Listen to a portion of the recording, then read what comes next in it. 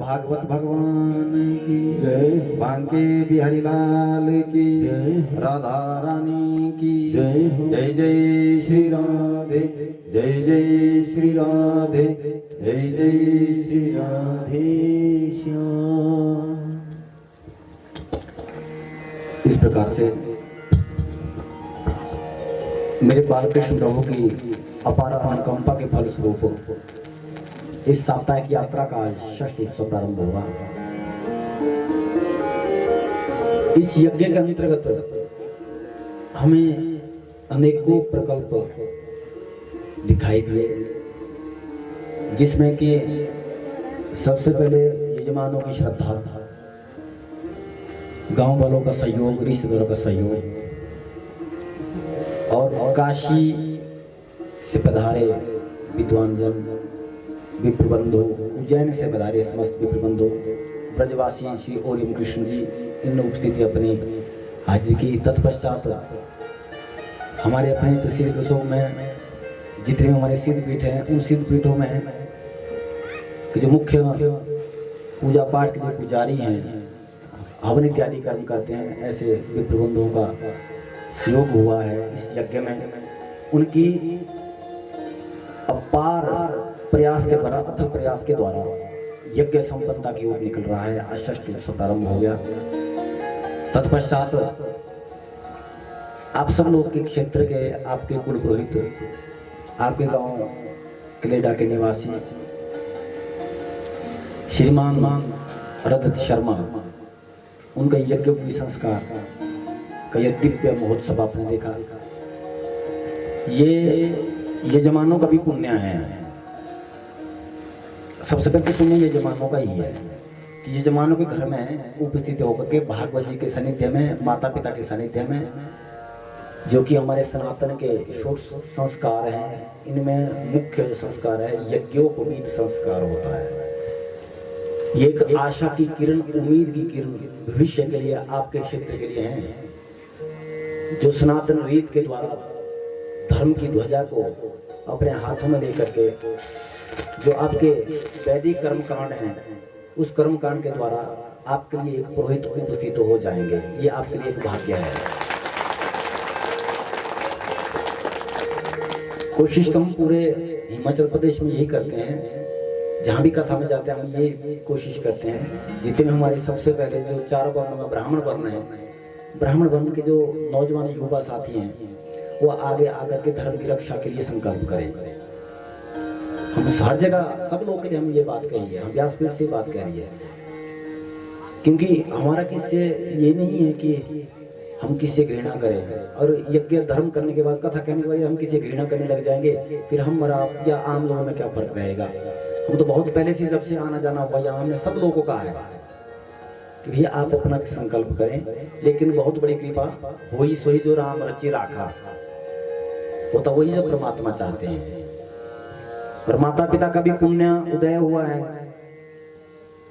जिनके घर में ऐसा बालक उत्पन्न होकर के, जिसके मन में भगवान ने स्वयं जाकर के ये संकल्प किया कि मुझे भी अपने सनातन वैदिक रीत को अपना करके ब्राह्मण का जो कर्म है, सत्कर्म है, उसको ये करेंगे, ऐसा संकल्प लिया है। तो मैं भी, हम सब ब्राह्मण लोग यही मंत्रणा कर रहे थे। हमारा जितना हमारे पास ज्ञान है, और जो ज्ञान नहीं भी है, ये समझने की बात है, जितना ये चाहते हैं उतना ज्ञान अर्जित कर सकते हैं। हमारा यही प्रयास इनको रहेगा कि ये धर्म को जाने, धर्म को समझे, और आपको कहीं जगह भटकने की आवश्यकता ना पड़े। ये आकर के तुम्हारे घर में जाकर के सत्कर्म की शिक्षा आपको दे, ये हम प्रयास करेंगे, जरूर करेंगे। देखिए, यज्ञोपवीत संस्कार क्यों आवश्यक है? कहते हैं जिस व्यक्ति का यज्ञोपवीत संस्कार नहीं होता, उसको गायत्री उपासना का अधिकार नहीं होता है। गायत्री वेदों की माता है और वेदों से ही हमारे शास्त्र धर्म ग्रंथ और कर्मकांड इत्यादि ऋग्वेद इत्यादि की संहिताओं में यह हमें मिला है। और अनेकों विधि के द्वारा हम परमात्मा की ओर जाने का प्रयास करते हैं, जिसमें कि कर्मकांड भी एक रास्ता है। उस रास्ते के द्वारा हम परमात्मा तक ही पहुंचते हैं, जिसमें पूजा पाठ करते हैं। और एक कथा का भी एक माध्यम है, ये भी एक रास्ता परमात्मा तक जाने का ही है। लेकिन सबसे पहले उसके लिए हम लोगों को पात्रता धारण करनी होती है। सबसे पहले ब्राह्मणों को, जिस व्यक्ति का यज्ञोपवीत संस्कार नहीं होता, उस व्यक्ति के हाथों से जब गायत्री नहीं हो पाएगी तो कोई धर्म कर्म नहीं हो पाएगा, वो वैलिड नहीं है। उसके बाद यजमानों को भी यही होता है, कोशिश करनी चाहिए, क्योंकि हमारा जो ज्ञान है वो बहुत अधूरा है। जो आपके बच्चे हैं उनका भी यज्ञोपवीत संस्कार करना आवश्यक है। जिस व्यक्ति का यज्ञोपवीत संस्कार नहीं होता, उस व्यक्ति का दिया गया दान भी 50% फलदायी होता है, ऐसा महात्मा कहते हैं। अगर आप कहीं दान के लिए 100 रुपए देते तो 50 रुपए ही उसका आपको मिलता है, 50 रुपए कट जाता है बिना यज्ञोपवीत के। इसलिए महत्वपूर्ण विधि है। और भागवत जी के सानिध्य में श्रीमान रजत शर्मा, उनका यज्ञोपवीत संस्कार हुआ। उपदेश तो देखो, गुरु का उपदेश तो यही होता है कि सत्य का मार्ग पकड़े। हमारे धर्मशास्त्री इस बात को कहते हैं। गुरु बनाना इसलिए भी आवश्यक है कि भगवान श्री कृष्ण ने भी स्वयं गुरु बनाए हैं। आज ही भागवत में कथा है कि मैं सुनाऊंगा गुरु जी के पास जाकर के क्या क्या सेवा की। और राम जी ने भी गुरु बनाए। जब तक राम जी ने गुरु नहीं बनाया तब तक राम जी को किसने भगवान नहीं माना। माता पिता के सहयोग से हम लोगों का जन्म होता है। मिस्त्री के द्वारा बढ़िया मूर्ति बनाई जाती है। जब तक उस मूर्ति की प्रतिष्ठा नहीं होगी तब तक वो भगवान के रूप में पूजा नहीं जाता है। मूर्ति आप खरीदते हैं या मूर्तिकार के आप दुकान में जाते हैं, वहां हजारों प्रकार की मूर्तियां होती हैं। क्या वहां पर कोई मत्था टेकता है? कोई नहीं टेकता, क्योंकि हजारों मूर्तियों को बेचने वाला बैठा है। उसके लिए वो मूर्ति है, भगवान नहीं। जब उस मूर्ति को उठा के लाते हैं घर में, ब्राह्मण के द्वारा प्राण प्रतिष्ठा उसकी की जाती है। उसके बाद वहां भोग भी लगाया जाता है, धूप बत्ती भी की जाती है। उस प्रकार से माता पिता के सहयोग से हम आप लोगों का शरीर बनता है। और जब गुरु के द्वारा उसकी प्रतिष्ठा की जाती है तभी उसके मुख से निकला गया मंत्र, वेद मंत्र फलदायी होता है। जब तक यज्ञोपवीत संस्कार नहीं होता तब तक वो फलदायी नहीं होता।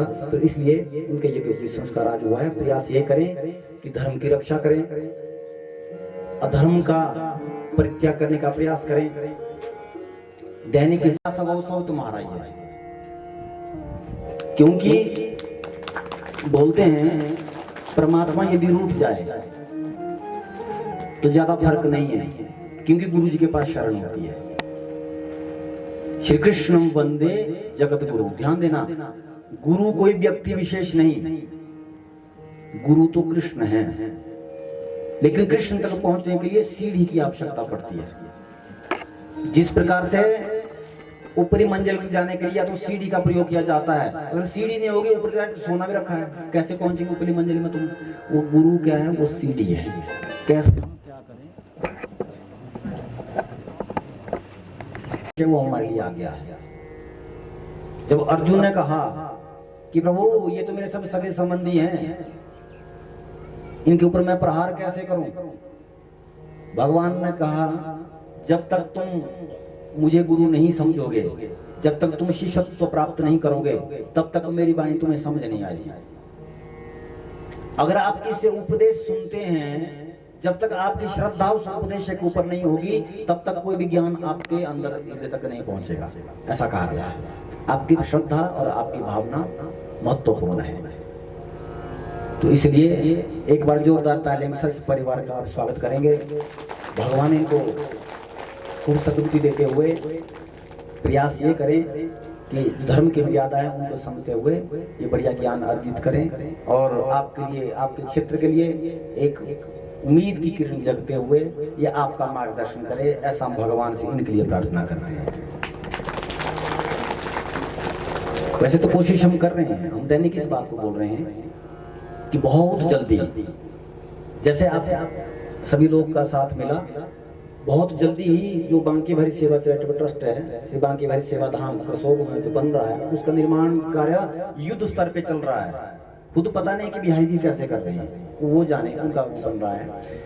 युद्ध स्तर चल रहा है तो वहां पर एक मंजिल पूरा वेद विद्यालय के लिए ही हम निर्धारित कर रहे हैं। भारतवर्ष के अनेकों विद्वानों के साथ वहां पर कर्मकांड इत्यादि की संस्कारों की शिक्षा दी जाएगी, जिसमें कि विशेष सत्र हमारा ब्राह्मण बंधुओं के लिए होगा। जो छोटे बच्चे हैं ब्राह्मणों के, वो चाहे कहीं भी पढ़ रहे हो, लेकिन फिर उनको ब्राह्मण की शिक्षा दी जाएगी कि कैसे हम समाज का मार्गदर्शन करें, हम बुराइयों से समाज को कैसे दूर करें। ऐसा प्रयास हम वहां पर दूर करेंगे, ताकि काशी या अन्य जगह जाने का जो समय है कई बार नहीं भी मिल पाता, नहीं भी रह पाते हैं दूर, कम से कम क्षेत्र में रह करके ऐसा हम कार्य जरूर करें, ऐसा हम जरूर प्रयास करेंगे। ये यहीं की नहीं, अन्य जगहों के ब्राह्मण बंधु भी आकर के अच्छे अच्छे विद्वानों को बुला करके, जिसमें कि हमारे पास अभाव है धर्म का। धर्म तो हमें है पर हम धर्म को समझ नहीं पा रहे हैं। उसमें सबसे पहले ये कि हमारे यहाँ गुरुकुल की प्रणाली नहीं है, गुरुकुल शिक्षा हमें नहीं प्राप्त हो रही है। हम एक धर्म को, एक कर्म कांड को, एक पूजा पाठ को बिजनेस समझ बैठ पाते हैं, जिस कारण से क्या हो जाता है, इस प्रकार से हम धर्म की रक्षा करें, ऐसा आयोजन किया जाएगा। उसमें माता पिता की सेवा क्यों करें, धर्म की रक्षा हम कैसे करें, ऐसे प्रकल्प इत्यादि चलाए जाएंगे। अच्छे महात्माओं से सत्संग इत्यादि किया जाएगा, योगाभ्यास इत्यादि करवाया जाएगा, औषधियों के बारे में जानकारी दी जाएगी, जो छुट्टियां होगी ताकि छुट्टियां आपकी धर्म के साथ बीत सके, ऐसा प्रयास है। अगर ऐसा हुआ तो संभव, तो ईश्वर की बहुत बड़ी कृपा बनेगी। प्रभक्त वत्सल भगवान की।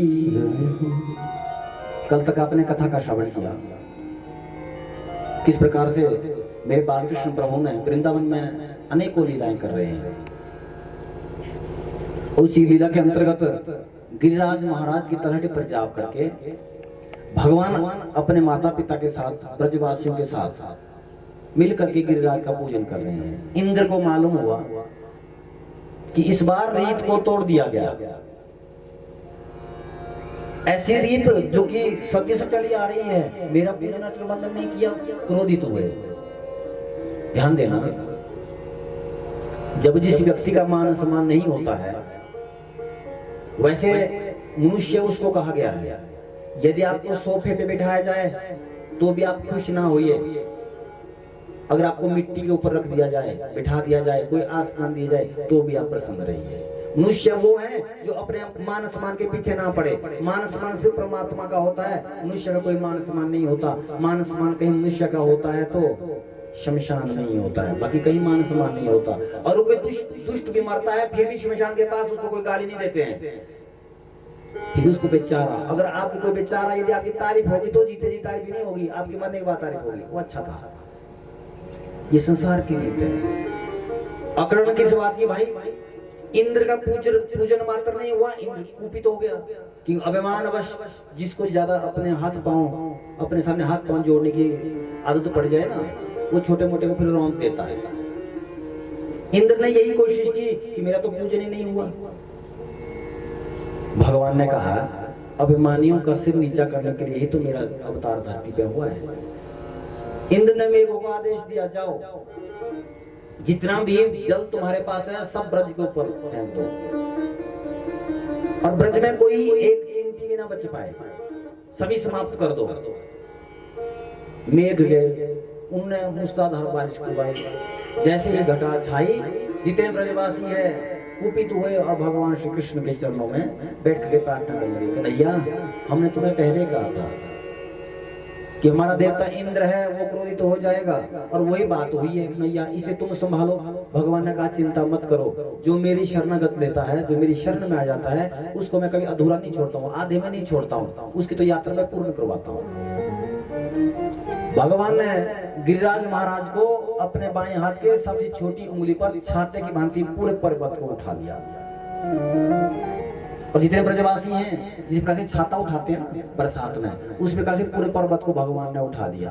और जो वृंदावन गए थे उन्होंने देखा है, जो पूरा पर्वत है ना गिरिराज महाराज का जो तलहटी है, वो भगवान ने अपने बिल्कुल छोटी उंगली के ऊपर, बाएं हाथ की छोटी उंगली के ऊपर। सुखदेव जी कह रहे हैं, प्रेक्षित 7 दिन 7 रात्रि पर्यंत 7 वर्ष के कन्हैया ने उस पूरे पर्वत को 24 घंटे उस प्रकार से 7 दिन तक दिन रात उठा के रखा।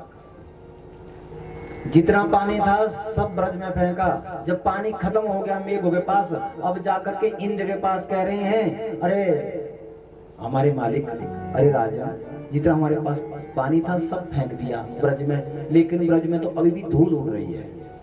अब इंद्र घबराया, अगर ब्रज में इतने बारिश के बाद भी कोई क्षति नहीं हुई है, इसका मतलब कृष्ण कोई साधारण नहीं, कृष्ण तो परमात्मा है। इंद्र वापिस आया अपने सेनापतियों के साथ और भगवान श्री कृष्ण के चरण पकड़े और कहा, प्रभु मुझसे बहुत बड़ी गलती हुई। ध्यान देना, यदि आपने अभिमानवश किसी का अपराध कर दिया, अज्ञानवश यदि आपने किसी का अपराध कर लिया, उसका प्रायश्चित, सबसे बड़ा प्रायश्चित उसका एक ही है, उस व्यक्ति के पास जाकर क्षमा याचना मांगना। आप अपराध भी करें फिर क्षमा याचना भी ना करें, ये अपराध के ऊपर भी डबल अपराध है। ध्यान देना इस बात का। अगर आपको एहसास होगा कि मैंने गलती की, उस व्यक्ति के पास जाकर के क्षमा याचना ही उसका प्रायश्चित है, बाकी दूसरा कोई प्रायश्चित हमारे शास्त्रों में नहीं बोला गया है। आप दो आदमी को मार के निकले फिर यज्ञ करें, उसका पुण्य नहीं मिलेगा, यज्ञ से उसका पुण्य नहीं है, उसका पुण्य तो उस व्यक्ति के पास जाकर क्षमा याचना ही है। अपराध किया भगवान का, मैं रति भर फर्क नहीं, क्योंकि नारायण ही कृष्ण है। अब कह रहे क्या करना है तुम्हें, भगवान कह रहे हमें जा करके तुम्हारे पास अंदर जा करके जो शेषनाग है इसके दर्शन करने थे और तुम्हारी धर्म पत्नी के दर्शन करने थे और यूं स्पर्श करना था कि कितना सुंदर है ये शेषनाग। कहना है भगवान ने कहा क्यों, ये ना सर्दी है ना गर्मी है ना कोई लेना देना कुछ नहीं है, तो आप शांति से यहाँ पर रहो, क्यों यहाँ पर क्या बुरा लग रहा है आपको। कहा कन्हैया, जहां पर हम तुम्हें नजदीक से देख ना सके, जहां पर हम तेरे साथ गले ना लग सके, जहां पर हम तेरे साथ माखन चोरी ना कर सके, जहां पर तेरे साथ हम गौ ना चरा सके, ऐसे वैकुंठ तो जीरो है हमारे वृंदावन के पास। वहां तो कहीं झाड़ियों में मिल जाता है, गौ को गोबर के बीच में मिल जाता है, हमारे साथ तो कबड्डी खेलता है, हमारे साथ पर्वत को उठाता है, हमारे साथ तो मटकी फोड़ता है। इस सच तो हमारा वृंदावन है जहां पर कोई शांति नहीं ना क्रांति है, सिर्फ कृष्ण ही कृष्ण है। जहां मर्जी देखो कृष्णमय वृंदावन है। इससे वैकुंठ में, उस वैकुंठ की महिमा तो जीरो है हमारे वृंदावन के सामने। वहां तो वही जा सकता है जो पढ़ा लिखा है, जो स्तुति गा सकता है। जिसको स्तुति गानी है वो वैकुंठ में जाके क्या करेगा, तुम्हारे पास तो कोई मिल ही नहीं सकता है। कन्हैया, एक भी क्षण हम यहाँ नहीं रहेंगे, हमें वृंदावन ले चल, क्योंकि वैकुंठ के जो कन्हैया हैं वो लाखों युग तक तपस्या करने के बाद भी मिले ना मिले, लेकिन वृंदावन के कन्हैया बहुत सुलभ है। वो कहीं पर भी कभी भी मिल सके इसकी गारंटी नहीं, वो आज भी वहां पर मिलता है। इसलिए वैकुंठ से ऊपर की महिमा वृंदावन धाम की है। हमारे सहपाठी आचार्य सुनी जी है, ये प्रत्यक्ष प्रमाण है हमारे सामने। अगर आपको ऐसा लगता है तो 2012 में जब कथा हुई थी, 19-2-3 महात्मा आए थे और ये भी साथ थे, समक्ष थे। गिरिराज की परिक्रमा में निकले, इन्होंने ये बात बताई, महात्मा ने बात बताई, वो भी कथा में आए थे। गिरिराज की परिक्रमा में जैसे निकले, क्या देखे, दिन के दोपहर के बिल्कुल पूरे दोपहर में 12-1 बजे की बात है, परिक्रमा में जा रहे थे। तब तो क्या देखा, जैसे फूलों का पूरा एक मनुष्य, फूल ही फूल आ रहे हैं, फूलों का पेड़ कभी देख चलता हो तो नहीं देखा हुआ किसी ने भी, फूल ही फूल लगा हुआ व्यक्ति आ रहा है। जो महात्मा थे ये भी साथ थे, अश्विन जी बैठे हमारे मित्र। इनको महात्मा जी ने कहा कि भाई कन्हैया आगे, कन्हैया आगे, प्रभु आगे, दर्शन करो, दर्शन करो। यूं कहा, कह रहे हैं आंखें बंद हो गई। महात्मा की आंखें बंद नहीं हुई, लेकिन कह रहे हम लोग की आंखें एकदम से बंद हो गई, मंत्र मुग्ध हो गए उस मूर्ति को देख करके। दोपहर की बात है, हजारों के लोग संख्या में जा रहे हैं लोग। देखते देखते क्या हुआ, वो मूर्ति, वो फूलों की मूर्ति चल करके आ रही थी, पांव से चल करके बहुत दूरी से, जहाँ भोजन बन रहा है उतनी दूरी से यहाँ तक पहुंची। मुंह के पास वो फूलों की यूं करके ढेरी बन गई और बाद में जाके वो फूलों के पुष्प उन्होंने उठा करके प्रसाद रूप में लिया। वृंदावन में ऐसा हुआ है, जिस भक्त ने भक्ति भाव से जाकर के वहाँ पर भगवान के दर्शन के लिए गया है, कोई न कोई संकेत वहाँ जरूर होता है। और कोई संकेत ना हो ये तो कन्फर्म है, अगर आप एक बार वृंदावन चले गए, दूसरी बार वहाँ से आने का मन नहीं करता कि यहीं रहे। ऐसा वृंदावन गए तो दूसरी बार हम दोबारा आए, ऐसा जो भाव होता है। क्यों? क्योंकि आत्मा को हमारे कृष्ण ही वहाँ पर खींच लेते हैं, क्योंकि वो आनंद नहीं, वो परमा आनंद है, उसका नाम वृंदावन है। आते ही क्या देखा, यहाँ तो कन्हैया के साथ वो गले भी मिल रहे हैं, बैठ के जूठा भी खा रहे हैं, ब्रजवासी को जूठा भी खा रहे हैं कन्हैया। वहाँ पर वो भगवान बन के नहीं बैठे हैं, वहाँ पर तो वो एक सखा बन के बैठे हैं। तो आज भी ब्रजवासी के लिए वो सखा है। जब मीराबाई पहली बार वृंदावन आई थी, है तुम यो कह रहे कि ये भी कन्हैया है, कन्हैया से वार्तालाप कर, लोग उसको पागल बोलेंगे। अगर आप खंबे के साथ बात करो लोग पागल ही बोलेंगे।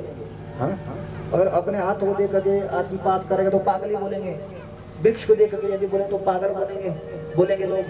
उसने क्या देखा, हर एक वृक्ष में, हर एक पत्ते में वहां पर उनके दर्शन हो रहे हैं। और जिस राजस्थान गई, राजस्थान की मीराबाई जब वापिस गई तो वहां जाके जब उससे पूछा सहेलियों ने कि मीराबाई तुमने वृंदावन में कहां पर कृष्ण के दर्शन किए? कहा सखियों, ये कोई पूछने की बात नहीं कि कहां पर दर्शन किए, पूछने की बात तो ये है कि कृष्ण के दर्शन कहां पर नहीं हुए। वृंदावन के किस कोने में कृष्ण नहीं है, किस जगह पर कृष्ण नहीं है, ये और देखा, जिस ओर भी देखा वहां पर तो कृष्ण ही कृष्ण मुझे नजर आ गया। क्या कहा मीराबाई ने?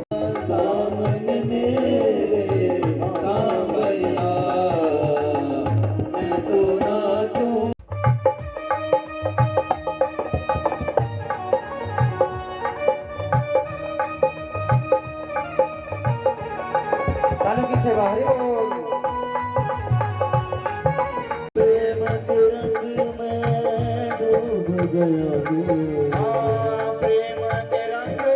में डूब गया दिल, प्रेम के रंग में डूब गया दिल, जैसे जल में गागरिया, जैसे जल में गागरिया, मैं तो नाचूंगी सांवरिया,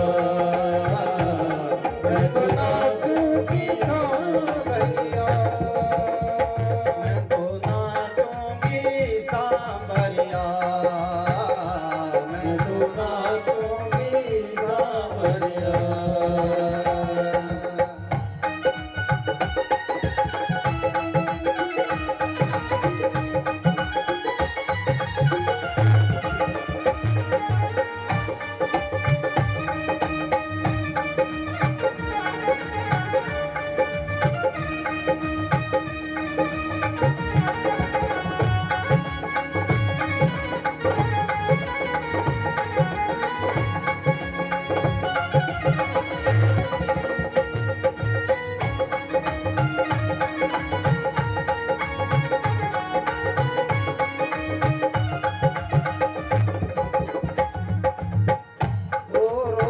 कर हर दुख सहना है, रो कर हर दुख सहना है, दुख सहना है, दुख सहना है,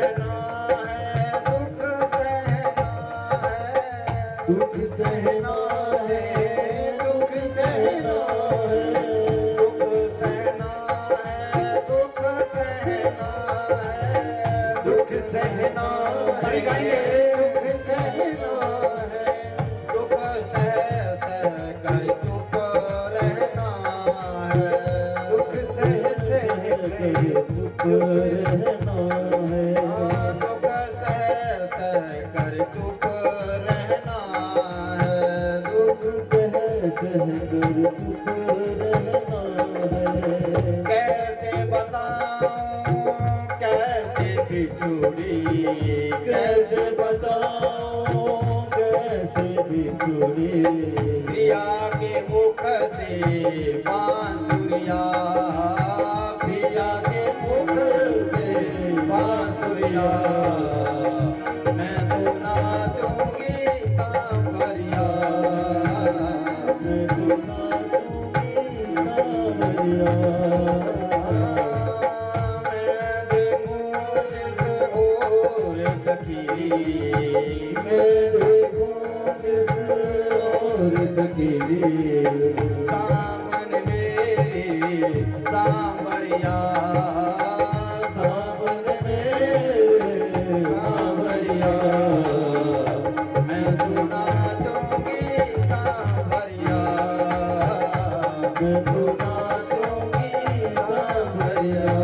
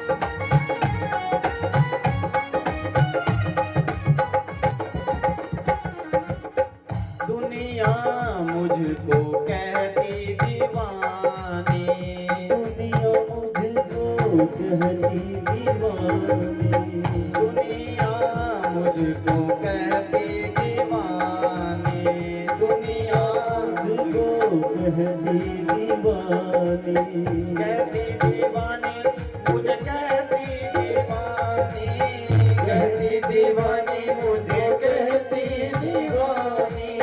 कोई ना जाने दिल की कहानी, कोई ना जाने दिल की कहानी, हाँ, कोई ना जाने दिल की कहानी, कोई ना जाने दिल की कहानी।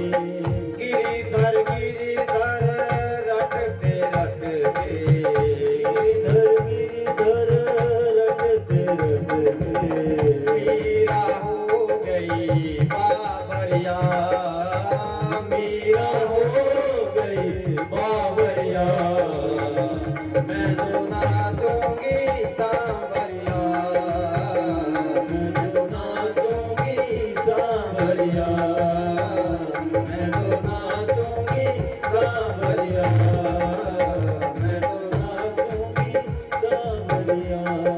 हाँ, मैं देखूं जिस ओर सखी, मैं देखूं जिस ओर सखी, हाँ, मैं देखूं जिस ओर सखी, मैं देखूं जिस ओर सखी, सामने मेरे सांवरिया, सामने मेरे सांवरिया, मैं तो नाचूंगी सांवरिया, मैं तो नाचूंगी सांवरिया, मैं तो नाचूंगी सांवरिया, मैं तो नाचूंगी सांवरिया, मैं तो नाचूंगी सांवरिया, मैं तो नाचूंगी सांवरिया, मैं तो नाचूंगी सांवरिया, मैं तो नाचूंगी सांवरिया।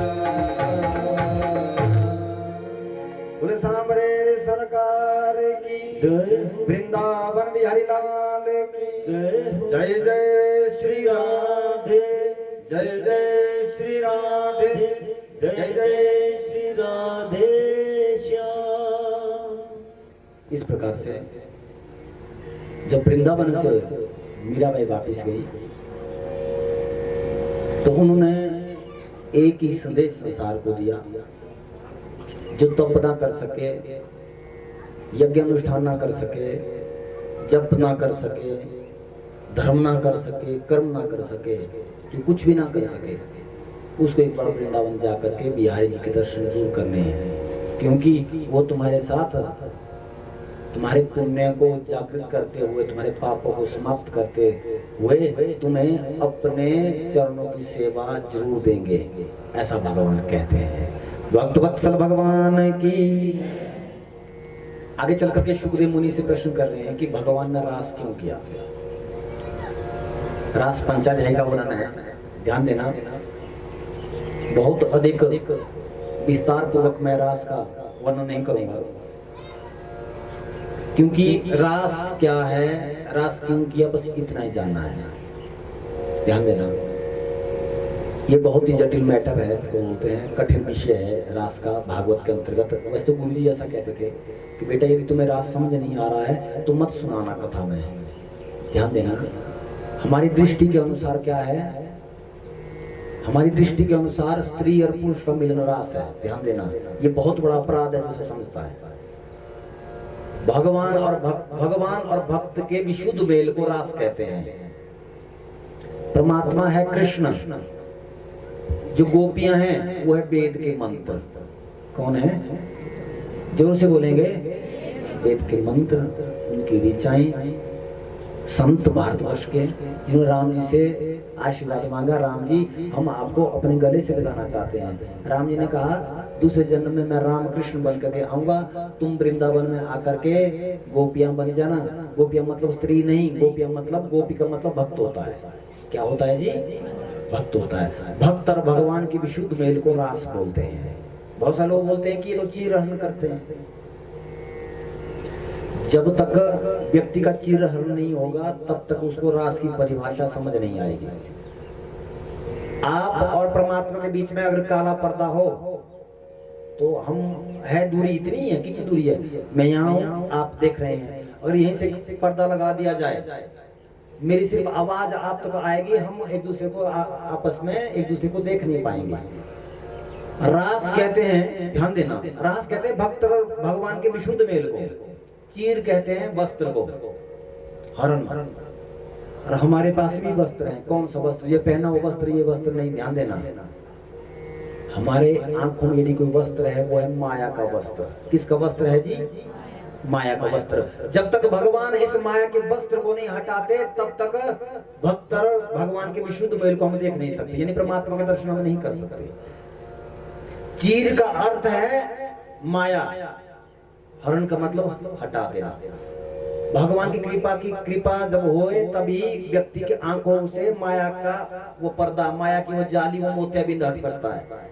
जब तक व्यक्ति के आंखों में मोतियाबिंद है तो उसका ऑपरेशन नहीं होगा, तब तक आप आंखों से देख नहीं पाएंगे। उस विकास जो माया का पर्दा, उसको बोला गया, माया के पर्दे को बोला गया है चीर। अगर भगवान चीर हरण, अगर स्त्री पुरुष की भांति हम आप जैसे हम साधारण इंसान है, प्राणी है, अगर हम वस्त्र हरण करें वो अपराध हो सकता है, क्योंकि हम तो इन संसारिक वस्त्रों का हरण करते हैं, लेकिन परमात्मा तो माया के वस्त्र का हरण करते हैं, उसी का नाम ही चीर हरण है। अगर भगवान चीर सिर्फ चुराना जानते तो फिर द्रौपदी का चीर बढ़ाया क्यों, बताओ? जब दुशासन ने बाहरी सभा में चीर को यानी कि वस्त्र को हटाने की कोशिश की, निर्वस्त्र करने की कोशिश की, किसने? दुशासन ने द्रौपदी के वस्त्र को। जब भगवान स्वयं प्रकट होकर के इतना चीर बढ़ा दिया, इतना चीर बढ़ा दिया, क्या देवी जो मेरे आश्रित होता है उसको मैं कभी, उसका चीर में कभी हरण नहीं होने देता, उसका मैं कभी अपमान नहीं होने देता। इसलिए भगवान क्या कह रहे हैं, रात से पहले यहाँ पर क्या किया है, चीर हरण किया है। किसका? माया का। और जब तक जिस भक्त का चीर हरण नहीं होता, माया का हरण नहीं होता, तब तक भगवान के दर्शन नहीं होते। अगर आप वृंदावन गए हैं तो समझो पहले भगवान ने आपका चीर हरण किया है। कौन सा चीर हरण? माया को सबसे पहले अलग किया है तुमसे, तुम्हारी आंखों से, तभी तो आप परिवार को छोड़कर वृंदावन गए। यही कारण है, इसका अर्थ चीर है। फिर जाकर भक्त और भगवान का विशुद्ध मेल होता है, उसका नाम ही रास है। और दूसरी बात, जब चीर हरण भगवान ने किया उस समय भगवान की जो आयु थी ब्रज में वो 4 वर्ष की थी। कितनी थी जी? कथा इधर हो रही है, उधर नहीं हो रही है, गेट के पास, इधर देखिए। कितनी आयु थी जी? हाँ, 4 वर्ष थी। यहाँ चीर हरण हो रहा है और तुम अपना चीर उधर देख रहे हैं। कथा में आपकी आंखें सिर्फ भागवत की ओर होनी चाहिए, तभी उसका पुण्य मिलता है। हाँ जी, अगर वहां कोई लड्डू की थाल लेके भी आए ना तो भी उस तरफ नहीं देखना है। आपकी वो यही तो पता चलता है कि हम कितना चाहते हैं परमात्मा को। क्यों? क्योंकि हम कथा में जब आते हैं हम अपने पापों को धोने के लिए आते हैं, भगवान की कृपा प्राप्त करने के लिए आते हैं। ये नहीं देखना है कि आपकी सहेली ने कौन सा श्रृंगार किया है, शाम को तुम अपने पति के दिवाले हो जाओ। हाँ, देखा उसने कितना बढ़िया सूट पहना था यार। तो सूट देखने गए कि वहां पे कथा सुनने गए थे, बताओ? करे हमने तो खूब। नहीं, अब ये फैशन हो गया है। कैसा फैशन? कृष्ण जो गले में पहना था ना, आजकल ये फैशन चला हुआ है।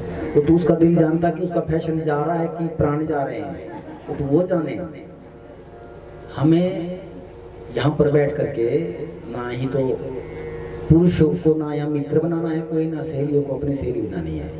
कथा के पंडाल के बाद सहेली बनाना है, चाहे तुम्हें एक दूसरे का फोन नंबर लेना है, वो कथा पंडाल के बाहर। और कोई आपकी कोई बहुत सहेली पुरानी आई है या आपका कोई मित्र आया तो बाहर, कथा के बाहर, कथा के बीच में नहीं। आपका सिर्फ संबंध कृष्ण के साथ हो गए, आपका तार परमात्मा के साथ जुड़े। तो इस प्रकार से जब भगवान जब तक चीर हरण नहीं करते तब तक भक्त के सम्मुख भगवान प्रकट नहीं होते हैं। 4 वर्ष की आयु में चीर हरण किया। क्यों? क्योंकि गोपियां यमुना पर जाकर के स्नान कर रही थी, वृक्षों में कपड़े उनने टांग दिए। भगवान ने कहा इनका चीर हरण करना चाहिए। ध्यान देना, क्यों? यहाँ पर भी शिक्षा दी भगवान ने हमें। इस चीर हरण से हमें शिक्षा मिली। कैसी?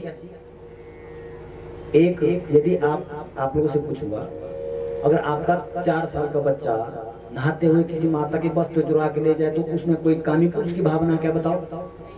उसमें तो कोई दिक्कत नहीं, बच्चा तो 4 वर्ष का बच्चा तो अपनी मांग से नहाता भी है, उसको तो संसार की इतनी समझ भी नहीं है। एक तो भगवान की आयु 4 वर्ष की आयु में चिरहरण क्या, एक दूसरा उसके पीछे शिक्षा ये दी भगवान ने संसार को कि जब भी आप कहीं भी गंगा इत्यादि, यमुना इत्यादि कहीं भी तीर्थों में जाके स्नान करें या अपने बाथरूम में जाकर भी क्यों ना आप स्नान करें, कभी भी पूरे शरीर से वस्त्र नहीं उतारने चाहिए, क्योंकि पूरा शरीर में निर्वस्त्र होकर के आपको स्नान नहीं करना चाहिए।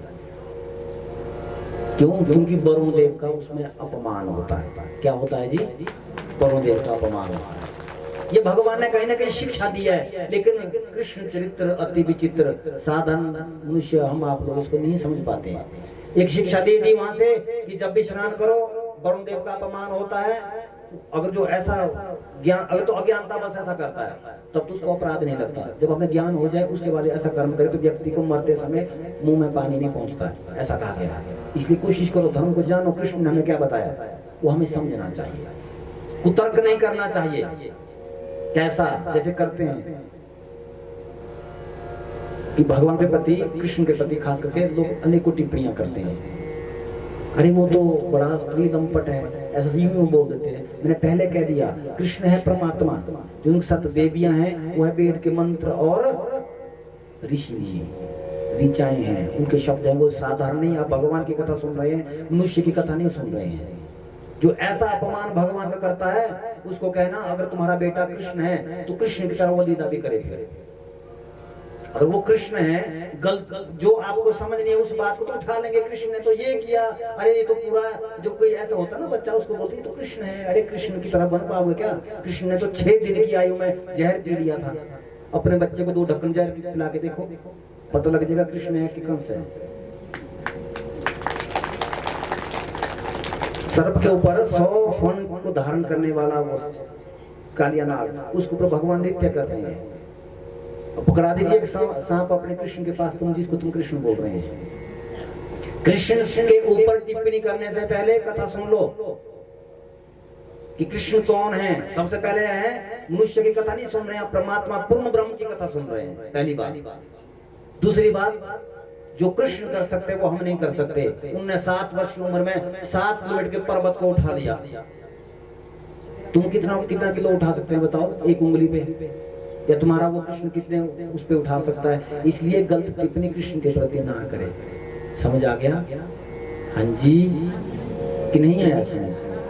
जो व्यक्ति इस कथा के सुनने के बाद भी ज्ञान ना लेकर के टिप्पणी परमात्मा के ऊपर करता है, कहते हैं हरि हर निंदा सुनी है जो काना, होई पाप को घात समाना। तुलसीदास बाबा ने बोला है, जो व्यक्ति परमात्मा के ऊपर टिप्पणी करता है, परमात्मा का उपहास उड़ाता है, मजाक करता है, हरि हर निंदा सुनी जो काना, जो हरि हर की निंदा कानों से सुनता है, होई पाप गौ घात समाना। जैसे गौ के ऊपर आपने द्राट चला दिया हो, जितना अपराध उसका होगा उतना अपराध होगा भगवान के ऊपर टिप्पणी करने का। इसलिए ध्यान करें, ठीक है। अक्रूर जी को भेजा, ध्यान देना, जो कृष्ण के, भगवान श्री कृष्ण के चाचा हैं। सुंदर रथ सजाया गया और मथुरा से वृंदावन की ओर अक्रूर जी आए।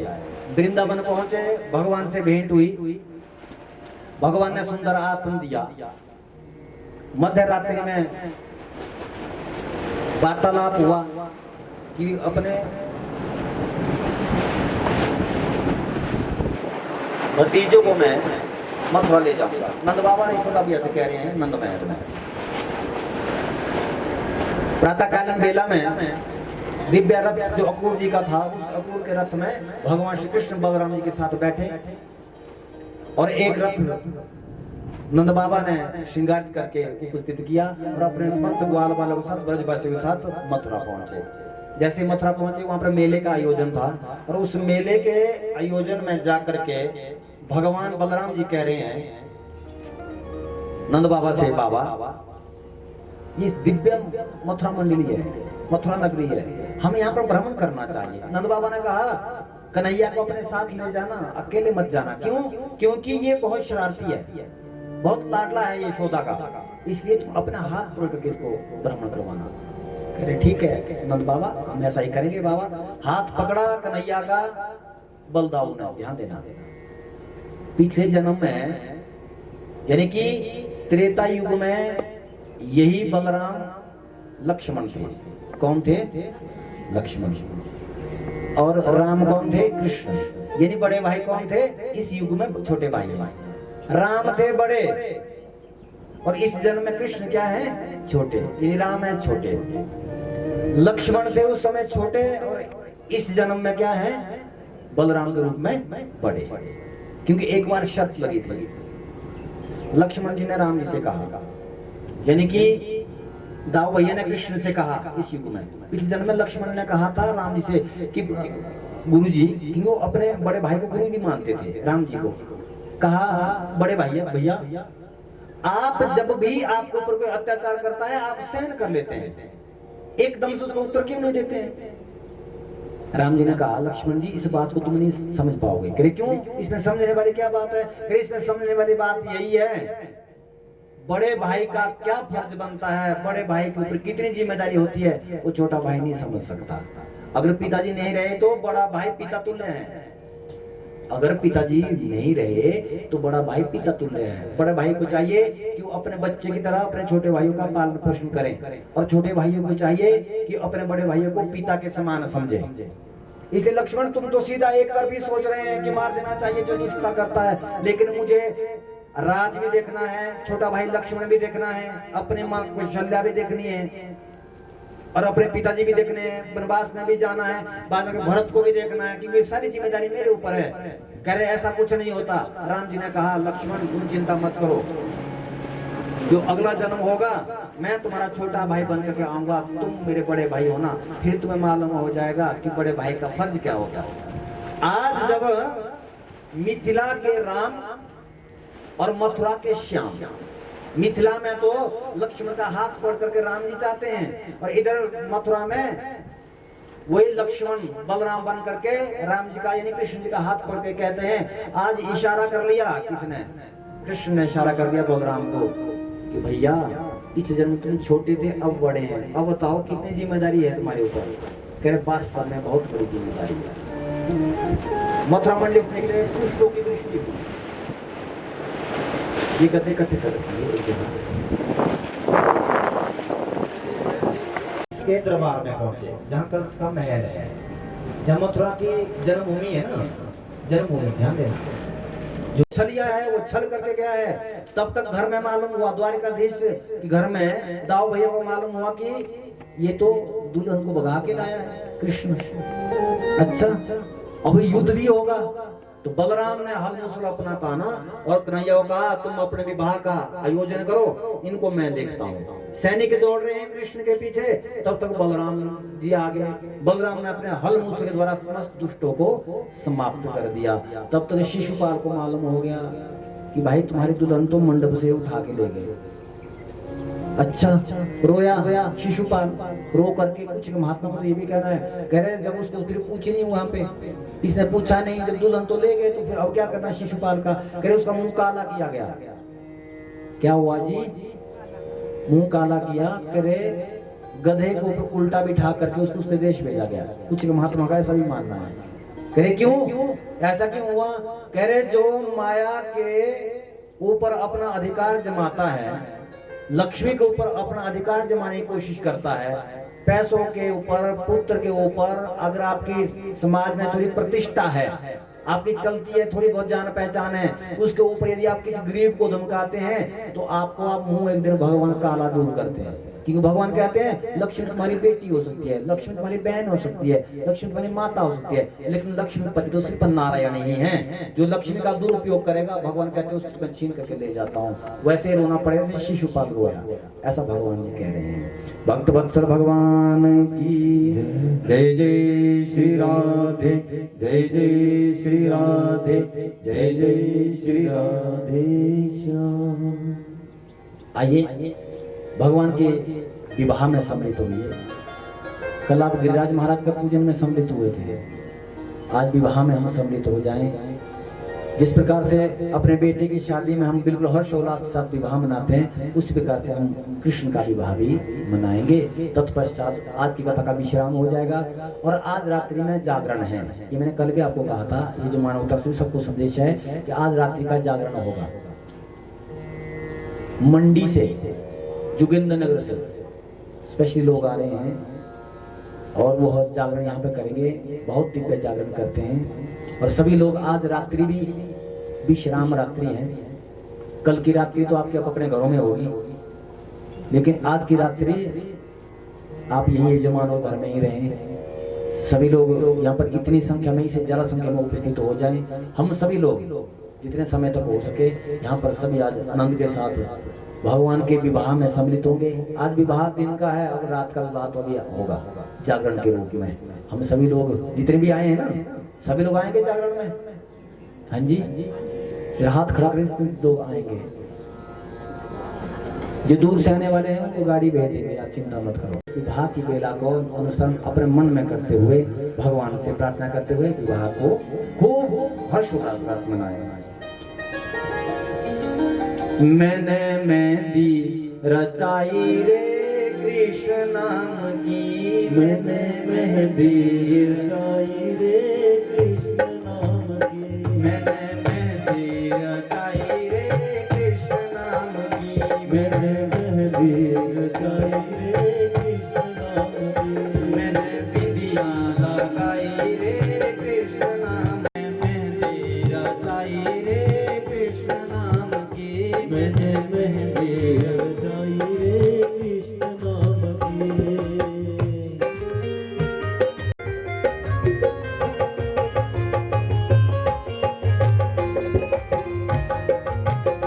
गाने की सेवा। हरि बोल।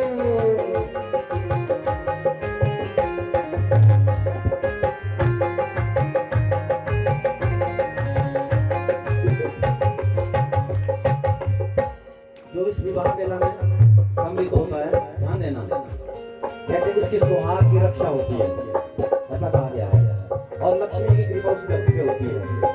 इसलिए आप बिल्कुल हर्षोल्लास के साथ झूमते हुए भगवान के इस विवाह की मेला में आप सम्मिलित हो जाएंगे। मेरी चूड़ियों में कृष्ण, मेरी चुनरी पे कृष्ण, मेरी चूड़ियों पे कृष्ण, मेरी चुनरी पे कृष्ण, मेरी चूड़ियों में कृष्ण, मेरी चुनरी पे कृष्ण, मेरी चूड़ियों पे कृष्ण, मेरी चुनरी पे कृष्ण, मैंने नथनी सजाई रे कृष्ण नाम की, मैंने नथनी सजाई रे कृष्ण नाम की, मैंने मेहंदी लगाई रे कृष्ण नाम की, मैंने मेहंदी लगाई रे कृष्ण नाम की।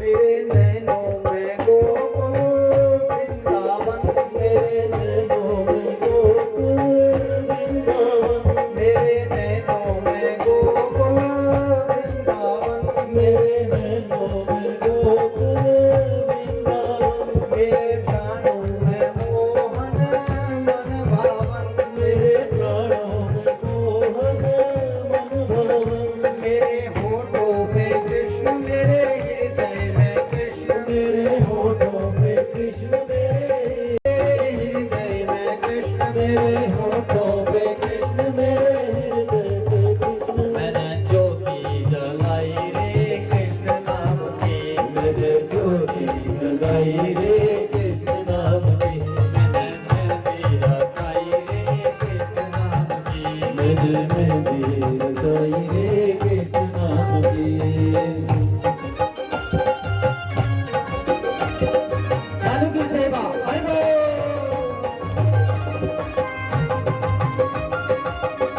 छाया है कृष्ण मेरे अंग अंग में, अब छाया है कृष्ण मेरे अंग अंग में, अब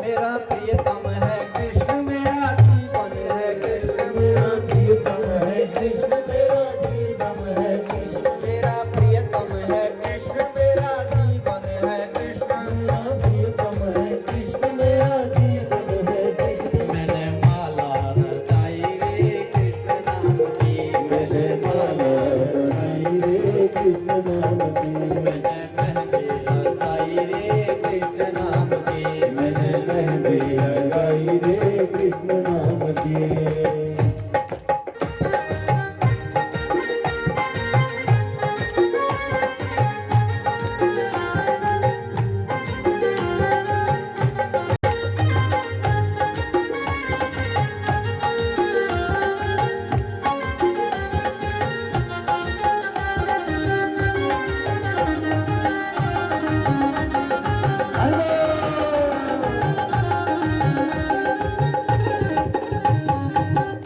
मेरी चुनरी में कृष्ण मेरी चूड़ियों चुनरी में कृष्ण मेरी चूड़ियों में कृष्ण मेरी चुनरी में कृष्ण मेरी चूड़ियों में कृष्ण मैंने माला रचाई रे कृष्ण नाम की मैंने माला लगाई रे कृष्ण नाम की मैंने मेहंदी लगाई रे कृष्ण नाम की मैंने मेहंदी कृष्ण नाम की मैंने लगाई रे कृष्ण नाम की मैंने नक्शे सजाई रे कृष्ण नाम की मेरे नखरे सजाई रे कृष्ण नाम की मैंने मेहंदी लगाई रे कृष्ण नाम की मैंने मेहंदी लगाई रे कृष्ण नाम की मैंने मेहंदी लगाई रे कृष्ण नाम की भागवत भगवान की जय जय श्री राधे जय जय श्री राधे जय जय श्री राधे श्याम। इस प्रकार से भगवान के विवाह का यह कथा का भगवान श्री कृष्ण के चरणों में हम आज कथा का विश्राम करें। रात्रि का समय, हाँ कल का समय, हाँ आज रात्रि का जो जागरण रहेगा, सिर्फ दैनिक हम यहाँ भजन करते हैं, वैसे भी होगा। रात्रि का कुछ समय लेट पहुंचे तो 9 बजे के करीब से जागरण होगा, क्योंकि इन लोगों के दिमाग में भाई आप भी बड़ा सुंदर गाते हैं, बहुत अच्छा गाते हैं, बहुत अच्छे आर्टिस्ट हमारे पास हैं, उनमें कोई कमी नहीं। लेकिन चलो ठीक है, आप जागरण में पहले सम्मिलित हो जाना।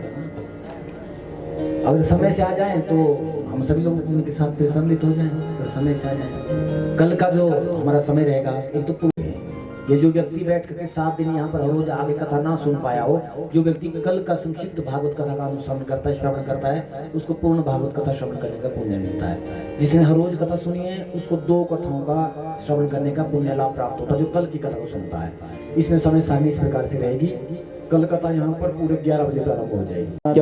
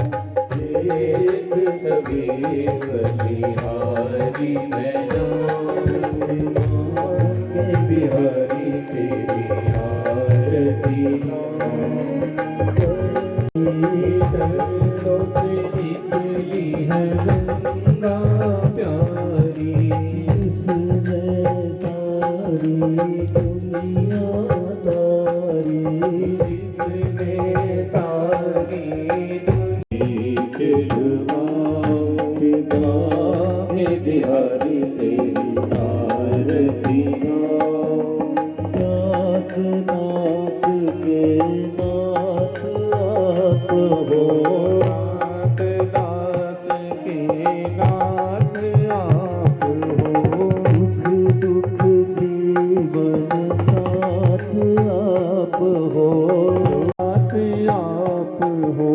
ऐसे दयालु के दर्शन पाऊं, ऐसे दयालु के दर्शन पाऊं। मांगे बिहारी तेरी आरती गाऊं। श्री हरिदास के प्यारे तुम हो, श्री हरिदास के प्यारे तुम हो। मेरे मोहन जीवन धन हो, मेरे मोहन जीवन धन हो। बस सदा वृंदावन पाऊं, बस सदा वृंदावन पाऊं। आरती गाऊं प्यारे तुझको जाऊं, आरती गाऊं प्यारे तुझको जाऊं। श्याम सुंदर तेरी आरती गाऊं, हे गिरधर तेरी आरती गाऊं।